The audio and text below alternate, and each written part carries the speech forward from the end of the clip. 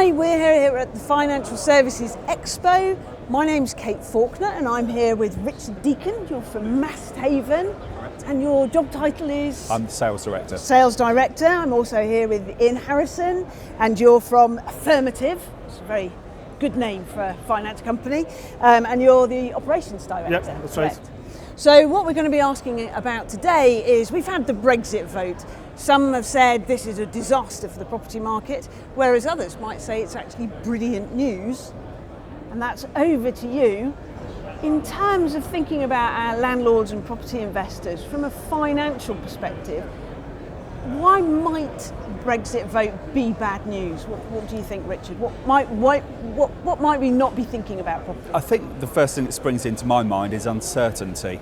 Okay. Whenever any consumer has a purchase to make, whether it's a house, a car, or the weekly shopping, if they have uncertainty either in the product, in the industry, or in the marketplace, they will delay that purchase. So I think the uncertainty of Brexit, or not as the case may be, is the main thing that will stop people, or investors and landlords, buying it.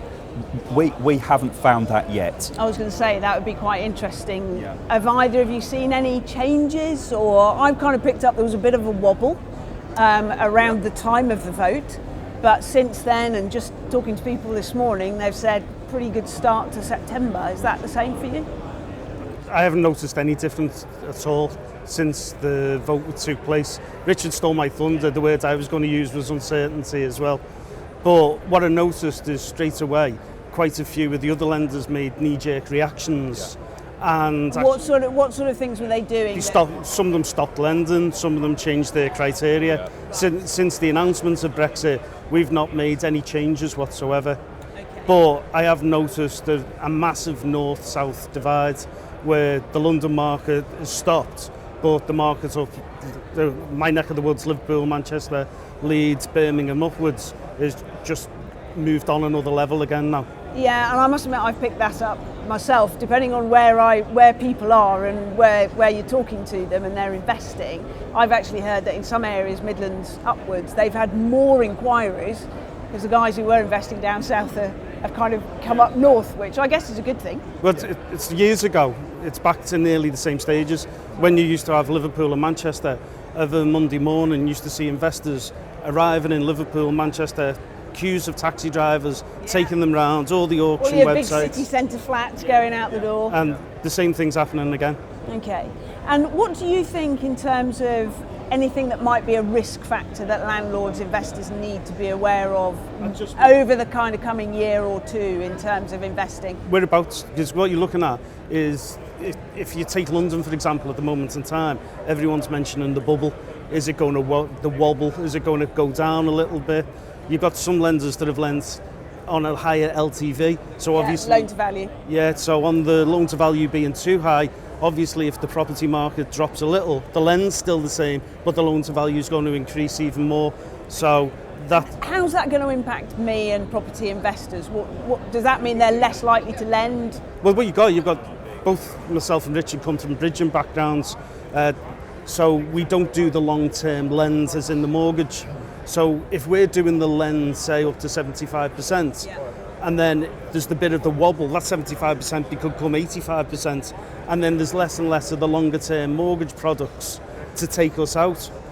Okay, and then you've got the longer-term mortgage products then being more restrictive in their criteria. So you've got saturation points of like the number of properties in a road, the number of properties per landlord, the number of mortgages per landlord. So it might restrict what I can borrow in the future. Yeah, to some extent. That's basically what we're saying. Certainly for multiple landlords with multiple units, it's a bit like the 2008 crash when you only allowed 2 products per lender, 5 products per lender, or a cap at the value of your portfolio to the lender. I think for me, what the landlord or any investor has got to do now is do their homework a bit more. There's, you mentioned the high-rise blocks of flats, which, in early 2000s was springing up almost daily.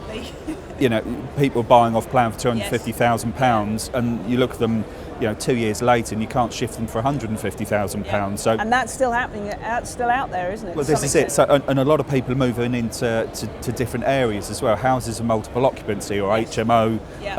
They're looking at the that's like a student model, is what we'd know that as. Where yes, correct, it might be a professional version now, but that's basically where people rent rooms off you. Correct. Yeah. But you've also got the other side where you've got DSS. The HMO, Is it DSS now? Are we universal social credit housing yet? Is that coming in? Well, there you go. That's the next one. I don't think it's not in yet.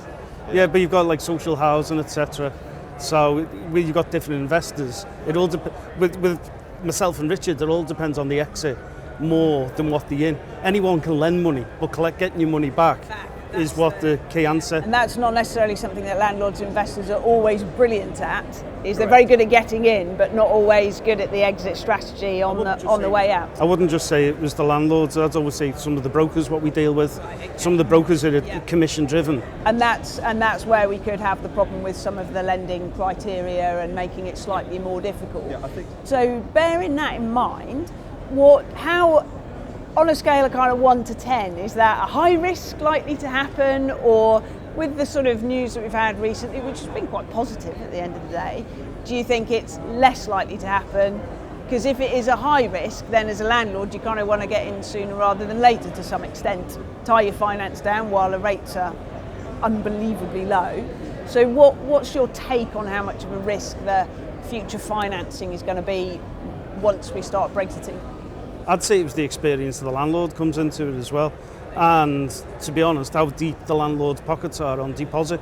So the more money he puts into the deal, the more likelihood he's got an exit strategy. So if he's got a high LTV at the start and the wobble happens, there's less likelihood of him getting an exit. So one of the things we did is we coined something called the frequent flyer program, so what we do is we take a banker property and we gear against the property. So someone will buy a property, enhance a property, refinance the property, start again. We always make sure that there's an exit strategy in place before we make the initial lend. Okay, so it's about making sure, perhaps when you go to the lenders, that you're very clear on your exit strategy before you take their money, in case some of the lenders aren't always doing the checks that you need as a property investor and landlord. Would that be right? Yeah. I think as well, it's the experience of that individual, because we deal, like Ian does as well, I'm sure, with many property investors. Some have zero experience and they've been to a trade show similar to this, and they've seen someone talk and they've gone, I want to get in that. And then you see at the back of newspapers and at the Evening Standard and so on that so-and-so is doing a talk and it will cost you X amount of pounds to go and see the guy. But not my favourite thing, that. He'll take, but they're very, and we've had those calls from customers saying, oh, I've just been and I want to bid on an auction property and all the rest of it. That's fine, a lot of hand-holding, and that individual will be a lot more susceptible to change, I think, than the more experienced person, because the more experienced person probably will have a lot of fat on their back, a lot of equity in their portfolio, that if anything did go wrong, they could fall back on that, but they'd also be a little bit more savvy. If they've seen the crunch in 2007, 2008, they'll know, hopefully, where to position themselves. Okay.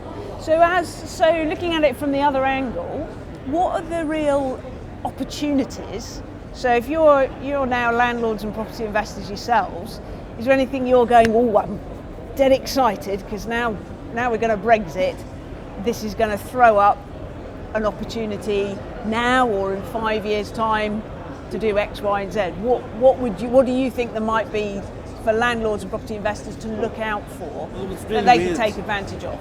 After the last crash, 2007, 2008, we moved into new build.